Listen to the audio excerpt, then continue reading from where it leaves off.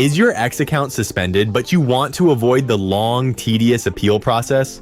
Welcome back to ClearTask. Today we are looking at a few direct methods to get your account back online without waiting weeks for a manual review. Let's get straight into it. Oftentimes, what looks like a permanent suspension is actually a security lock. Try logging out of the mobile app and logging in via a desktop browser. X frequently triggers a hidden verify your identity prompt on desktop that doesn't always show up on mobile. If you see a prompt to verify your phone number or email, follow it immediately. Completing this automated check can lift the restriction in seconds. Next, if you still have limited access to your settings, go to Security and Account Access, then Apps and Sessions. Revoke access to any third-party applications you don't recognize. Sometimes a malicious or outdated app triggers spam filters. Once disconnected, refresh your account. Removing the offending app automatically clears the flag on your profile. Finally, if the standard appeal form is getting you nowhere, use the help with login form instead of the appeal a suspension form. Select the option that says you are having trouble with your account. This routes your request through a different support queue that focuses on account access rather than policy violations, which can sometimes lead to a faster automated reset. Remember, if your account was flagged for a minor security reason,